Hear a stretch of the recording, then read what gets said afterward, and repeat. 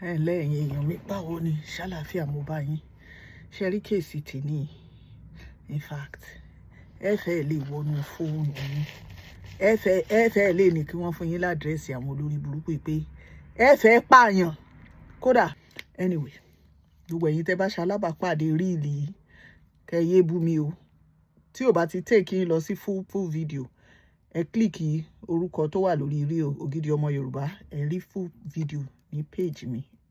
Facebook ló ń dára lọ́wọ́lọ́wọ́ báyìí anyway ṣe rí ọkùnrin tẹ́ ń wò yìí àti eléyìí ṣe rí àwọn ọkùnrin méjèèjì yìí kéèsì yẹn ó ní agbára 2022 ní ọ̀rọ̀ ìṣẹ̀lẹ̀ some of you might have come across it ní Georgia ṣe rí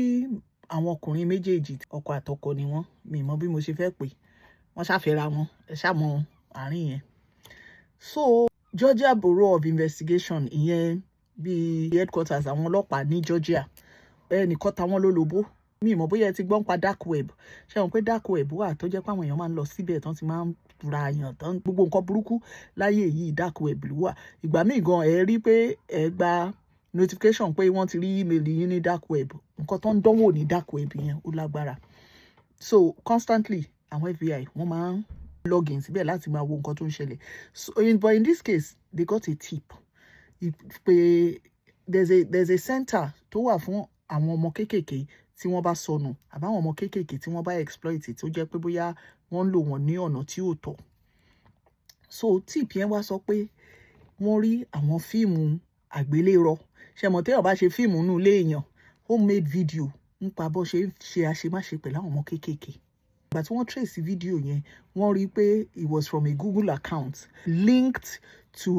IP address kan ní Walton County ní Georgia nígbà tí àwọn GBI tí wọ́n ti gba tip yẹn wọ́n pàṣẹ sí Walton County Sheriff's Office àwọn ọlọ́pàá àdúgbò yẹn gangan nígbà tí wọ́n ṣàbẹ̀rẹ̀ sí ní trace ibi tí video yẹn ti wá wọ́n trace ẹ̀ sí ọkùnrin orúkọ ẹ̀ ń jẹ́ Hunter Lawless so nígbà tí àwọn ọlọ́pàá ṣáà lọ bá pé bó o ní fídíò ṣe jẹ́ níbo ló ti rí fídíò ó ṣáà jẹ́wọ́ pé lóòótọ́ ni wọ́n sẹ́ndì àwọn fídíò yẹn sí òun dẹ̀ wò ó dẹ̀ ní well ọkùnrin yìí Zachary Zulock wípé òun ló sẹ́ndì fíìmù yẹn sí òun nígbà tó ti sọ yẹn fún wọn láti ṣèwádìí kọ́dẹ̀ tó lè ṣèwádìí iṣẹ́ mọ̀ pé lóyìnbó ò kàn lè dé even ní Nàìjíríà gan ọlọ́pàá ò kàn lè dé kó máa wá túlé rẹ̀ wọ́n láti gba search warrant so ìyẹn ló jẹ́ kí wọ́n fún wọn ní search warrant so náà bá lọ sí ilé Zachary Zulock àti William Zulock àwọn méjèèjì ọkọ àtọkọ ni wọ́n tí mo ṣe sọ níbẹ̀rẹ̀ meanwhile nínú ilé yẹn wọ́n wá bá àwọn ọmọkùnrin méjì àwọn ọmọ kéékèèké làwọn ọmọ yẹn tó jẹ́ pé níbi ọdún bíi mélòó kan sẹ́yìn ni wọ́n adopt àwọn ọmọ yẹn ṣe mọ̀ pé ní Amẹ́ríkà kódà níbí yìí náà ọkùnrin àtọkùnrin obìnrin àtobìnrin wọ́n ń fẹ́ra wọn wọ́n dẹ̀ wọ́n lè ṣe bóyá surrogacy àbí kí wọ́n ṣe adoption àbí nǹkan bẹ́ẹ̀ yẹn ṣe mọ̀ wọ́n lè ṣe tó jẹ́ pé bóyá wọ́n á wáyàn tó máa bá wọn gbóyún in this case wọ́n adopt àwọn ọmọ yẹn ni so ìgbà tí wọ́n adopt àwọn boys yẹn ìkan ọmọ ọdún 3 ìkan ọmọ ọdún 5 at by the time tí àṣírí máa wá tú àwọn ọmọ yẹn ti pé ọmọ ọdún 10 àti ọmọ ọdún 12 so kẹ́ lè mọ̀ nǹkan táwọn ọmọ yẹn endure in fact Christian Special Needs Agency ni wọ́n ti adopt wọn ẹ wá káwọn ọmọ ẹ kó wọn fọkùnrin méjì how does that agree with Christian values ìyẹn lẹ́ni but ìyẹn kọ́ lèmi ti ẹ̀ fẹ́ sọ anyway meanwhile àwọn people yìí lówó lọ́wọ́ you know at the time tí wọ́n arrest àwọn olórí burúkú yìí they were ìkan 34 ìkan 36 William 34 Zachary 36 and wọ́n lówó lọ́wọ́ so they were living in a rich environment àwọn investigators here they got over 1.something terabytes of videos meanwhile machine tó ń record torí pé wọ́n ní surveillance camera nínú ilé wọn ó máa ń store recording up until 14 days oríṣiríṣi nǹkan tí wọ́n bá ń bẹ̀ nígbà tí wọ́n bẹ̀rẹ̀ sí ní tú inú ilé yẹn they found 7 terabytes of video kí wá ṣe pé àwọn nìkan náà máa ń kọwọ́ bá àwọn ọmọ yẹn lára ṣe ara tó bá ti ṣe àwọn orí burúkú yẹn tán wọ́n wá mú fídíò yẹn wọ́n wá send ẹ̀ sáwọn ọ̀rẹ́ wọn tọ́jọ́ ń ṣiṣẹ́ orí burúkú yìí. In fact wọ́n gba fóònù lọ́wọ́ wọn, àwọn mobile phone wọn, lórí mobile phone wọn wọ́n lóríṣiríṣi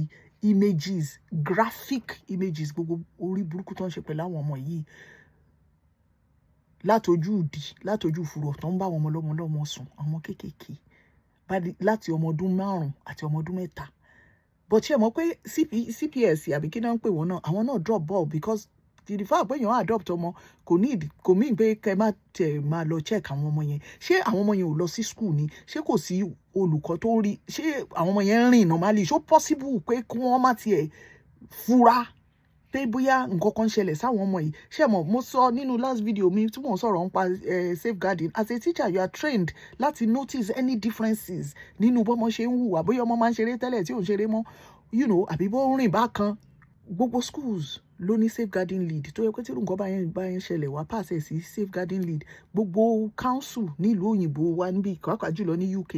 ló ní safeguarding board. Wọ́n ní SAB fún adults, wọ́n dẹ̀ ní child protection fáwọn ọmọdé tó yẹ pé tí nǹkan báyẹn bá ń ṣẹlẹ̀, tí o bá ti sọ fún safeguarding lead yín níbi iṣẹ́, òun ló máa, àbí ní school tó ti ń ṣiṣẹ́, òun ló mọ, ó máa take the next step. Within 2 hours he has to be reported. So many of these cases tó jẹ́ pé bóyá àwọn àgbàlagbà máa ń ṣe orí burúkú pẹ̀lú àwọn ọmọ kéékèèké, àbí tó máa ń nà wọ́n, àbí tó máa ń ṣe nǹkan burúkú fún àwọn ọmọ kéékèèké, àwọn ọmọ yẹn dẹ̀ ń lọ léèwé. Báwo làṣírí ò ṣe tú? Anyway, oríṣiríṣi text messages láàrin àwọn àtàwọn olórí burúkú, social media, kódà wọ́n tún lo social media tó máa send message láàrin ara wọn pẹ̀lú àwọn tó ń jọ ṣe nǹkan burúkú yìí, tí wọ́n máa discuss gbogbo nǹkan tó ń ṣe pẹ̀lú àwọn ọmọ yìí. Ṣé wọ́n wá ti send video yẹn? Mi mọ̀ bóyá ń gbowó lórí ẹ̀ ni because wọ́n sọ fún wa bóyá wọ́n ń gbowó lórí ẹ̀. Kódà ibi tí wọ́n ti ń ṣe analysis àwọn fóònù yẹn ni wọ́n ti rí communication láàrin wọn àti bọ̀bọ̀ kan, Luis Sanchez, bọ̀bọ̀ yìí. Gbogbo bó ṣe ń discuss bó ṣe ń ṣe àṣemáṣe pẹ̀lú àwọn ọmọ yẹn, tó jẹ́ pé ìyẹn at the end of the day ìyẹn plead guilty. Tẹ́ bá rántí Hunter tí wọ́n kọ́kọ́ trace kìíní yẹn bá, IP yẹn lọ bá, tí òun náà wọ́n fi sẹ́wọ̀n ogún ọdún, á lò 12 nínú 20 years yẹn, á lò lẹ́wọ̀n 8 tó kù, bóyá wọ́n máa fi sí conditional release àbí nǹkan. Then bọ̀bọ̀ Sanchez ìyẹn náà wọ́n dá yẹn sẹ́wọ̀n 60 years. Wípé 15 years inú ẹ̀ yóò lò lẹ́wọ̀n, mi wá mọ̀ bóyá 35 years tó kù bóyá ó máa fi wà lórí register. Ìyẹn ṣá, nǹkan tó dẹ̀ ṣe fún ní reduced sentence yẹn ni pé torí pé wọ́n ní kó wá jẹ́rìí against William àti Zachary ní court. Meanwhile gbogbo wọn ṣe abuse àwọn ọmọ yẹn, kì í ṣe pé orí bẹ́ẹ̀dì nìkan, gbogbo inú ilé ni o. Wọ́n kọwọ́ bọ̀ wọ́n lára ń kitchen, kọwọ́ bọ̀ wọ́n lára wọn pálọ̀, kọwọ́ bọ̀ wọ́n lára ń dining. Wọ́n lè máa jẹun kán decide pé wọ́n fẹ́ bá àwọn ọmọ yẹn sùn, àwọn ọmọ kéékèèké láti ọmọ ọdún 3 àti ọmọ ọdún 5 náà tẹ̀ tí ń kọwọ́ bọ̀ àwọn ọmọ yẹn lára. Wọ́n sọ fún wa age tó ń adopt wọn, but wọ́n sọ pé láti ọmọ ọdún, because video yẹn pọ̀ gan, so at the end of the day wọ́n ṣáà charge wọn sí court,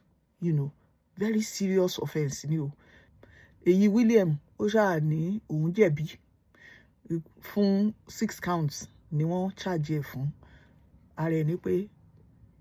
ó kìkì ní ẹ̀bọ̀ àwọn ọmọ yẹn látẹ̀yìn. Ẹ bá rántí ìlú yẹn nínú Bíbélì yẹn, ó ṣe yẹn pẹ̀lú ọmọ yẹn. Then pé ó molest àwọn ọmọ. Then wípé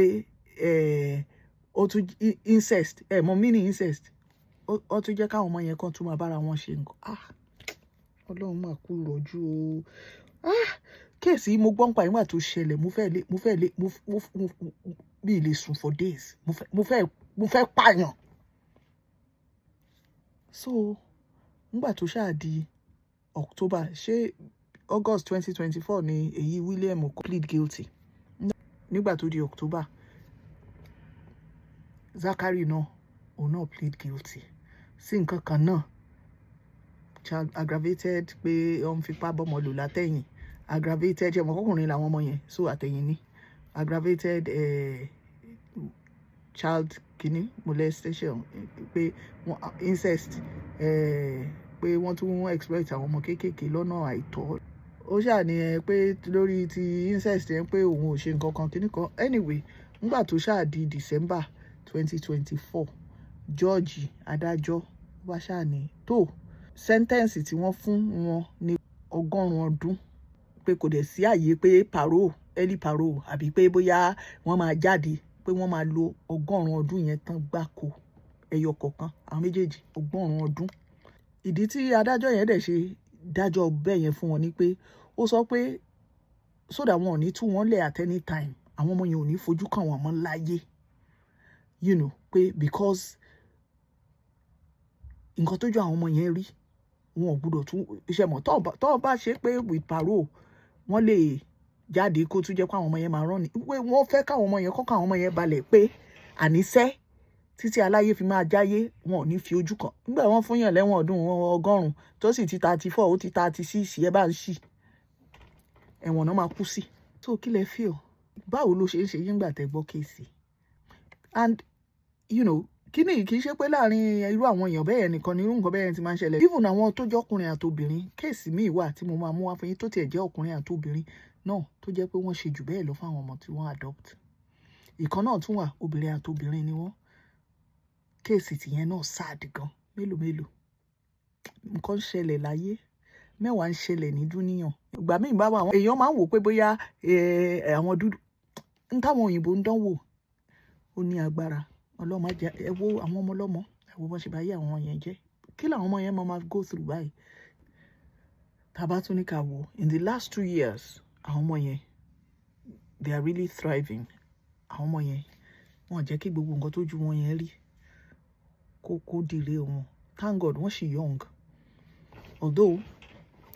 a lè mọ wọ́n á provide wọn pẹ̀lú oríṣiríṣi treatment wọ́n á provide wọn pẹ̀lú therapy and all that and they will go on to lágbára Ọlọ́run because irú nǹkan bẹ́ẹ̀ yẹn máa ń damage ọmọ ni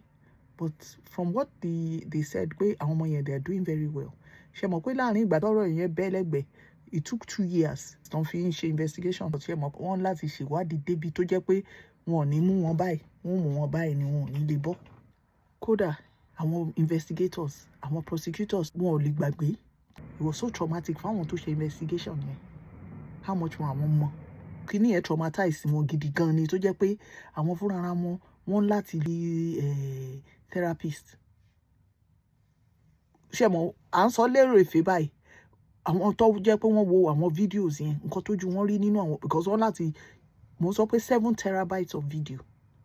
wọ́n dẹ̀ láti gbogbo ẹ̀ to prove their case ẹ̀rí pé ó lágbára